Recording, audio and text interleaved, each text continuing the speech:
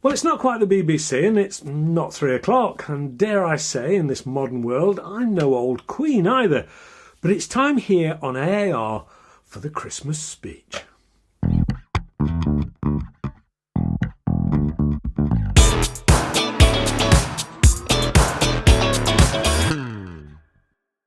Ho, ho, ho, and welcome to AAR on air. And to start with, I'd like to wish you all a merry, safe and healthy Christmas. What a year it's been too. One where we will all have our own stories to tell. Some of boredom, sadly some of loss, some of learning a new skill, and so on. For me, it started as most years do, with the sad feeling I get in the winter time, but with light at the end of the tunnel, because Mrs. AAR and I usually clear off to Spain for the winter months, and this year was going to be no different. But I was also set to fly from Valencia to Germany for the Iowa show, and I was really looking forward to it. Right as the COVID situation happened and everything was cancelled. Still, I was doing great, and as anyone who knows me knows, I'm solar powered, and I was warm in the wonderful Spanish sunshine. Well, right up until we had to make a dash to get home before they shut Spain down. And we would then struggle to get back to good old Blighty. Then, lockdown. Well, it's not like I was the only one. The whole world was in the same boat. And it didn't look like it was going to get any better in the short term. So, time to make the most of it and use it as an opportunity to move onward and upward. Time for a change, and lots of things did just that. I was in talks with a new company that were trying to set up, and I was going to help them out. They had a terrific work and customer focused ethic. It was also terrific to find that our moral compasses were so aligned. They were fully aware it was going to take a lot of time and effort to start a company from scratch. But how hard could it be? Well, you have no idea. I certainly didn't. They couldn't get hold of anything because all the manufacturers were closed down. A local gun shop tried all kinds of dirty tricks to close them down before they'd even got off the ground, some of which I never thought possible from a fellow human being, and a multitude of other issues besides. I learnt who were the genuine people in our industry and who were the Brutuses, so to speak. I felt and lived their pain. But I believe good will always shine through, and I feel very proud and privileged to have been a small part of Vector Air. I usually take this opportunity to look back at my favourite guns from this year. Well, it didn't look like much was going to happen because of the virus situation. But again, determination of companies showed through, and I saw some terrific new guns and had the pleasure of using and reviewing them. Guns like the amazing Edgun Leschi 2 in its self-indexing, highly engineered format, which surely must take the laurels for 2020. Certainly for the best takedown rifle, if nothing else. Whilst we're talking Edguns, I've finally managed to get hold of the Matador, or the R5M, and the shorter Lelia, with its true ambidextrous ability and fantastic, now to be expected, Edgun engineering excellence. Always radical and always years ahead of its time. You know, it does seem to have been a year of the self-indexing rifle with the K1 from Huben, which really does go down as one of my favourite rifles of 2020, with its amazing long-distance accuracy and addictive shooting experience. I'm pretty convinced that we'll hear more from Huben in the future. I really hope so. A revisit to one of my favourite rifles simply cemented my belief in its ability and excellent value for money, both for new starters and seasoned shooters alike. The Gamo GX40 for the money. You really can't go wrong with it.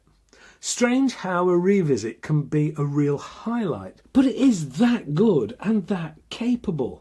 And it'll complement any new starter to the sport, giving them self-confidence and the feel of a very real and, as I've said, capable PCP. Some of these guns that I'm mentioning have been reviewed, but the review itself hasn't been released yet for various reasons. So it will be worthwhile subscribing and clicking the alarm bell to be informed when these things get to be released. It's also been a year of some excellent companies stepping up to the table with some beautiful rifles. One of my absolute favourites has got to be the R10 Nutmeg Laminate that the guys from BSA have put together in a very limited run. And we can fly the patriotic flag with this one too. Probably one of the things that stands out above most all of these so far has to be optics. Not something that is often given a lot of attention and not something that creates a lot of hits on the channel. But wow, this year was my first trial of the Vector Optics scopes. I've tried a lot of optics and there are companies out there putting scopes out for airguns at £1,300. Ouch. And even more in some cases. Then you look at the range from Vector Optics and they are all truly amazing quality and clarity. From the lower priced Hugos to the really compact first focal plane Veyrons, which I love, through to the more target focused Marksmans and the German optics in the Taurus. Again, with such clarity, all for around half the price or less of the equivalent scopes from bigger names. I've seen people who recently bought the £1,300 scope in question and they were really upset when they held a Taurus and looked at the nearly £1,000 they could have saved themselves. That's another rifle. I will be looking to review a few more of these scopes in 2021 to show you guys more of them. I should also mention the superb Hills EC3000 compressor. Astounding quality and engineering, and again a British company that is about 20 miles from me in South Yorkshire. Well done, lads. And lasses, of course.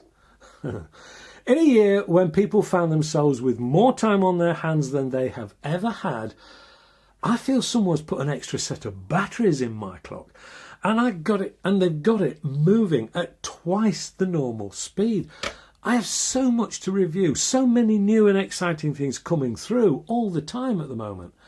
And then we decided to move house. Are we mad or what? Well, I'm never likely to die of boredom, that's for sure. This year saw the channel pass the 50,000 subscriber mark and it's currently over 80 odd thousand, and I'm glad and extremely grateful to say it's still growing strong. You guys have been extremely supportive this year. Maybe that's because there's nothing on the television, but I would hope that it's because we try to cover off all different aspects of the airgun scene here on AAR. And we maybe bring you something a little different from time to time. Either way, I am so pleased you take the time to watch and get involved with the channel. I suppose it only leaves me to look forwards now to 2021. The first thing to hope for is a return to some form of normality for all of us, wherever you are in the world. Personally, because of the COVID situation, we won't be going to Spain for the winter this year, so I hope it's a short, mild winter. And Mrs. AAR is probably hoping for that more than me. She knows what I'm like without my vitamin D overdose and the lack of blue skies in my life. I think it's going to be easily as busy as 2020, if not more so, with projects, guns to reviews, new studios to build again, and hopefully this coming year I will line up some factory visits, and we're also hoping to go to some of the shows if they open. So maybe look out for us and please come and say hello if it does happen. If not, you can often find me down at Vector Air annoying them. Again, pop in and say hello, please. Well, that's it for now. I would just like to wish every one of you a very Merry Christmas and a safe, prosperous and above all healthy 2021. Thank you for your support this year and I hope to see you after the hangovers have all subsided. Thank you. Merry Christmas.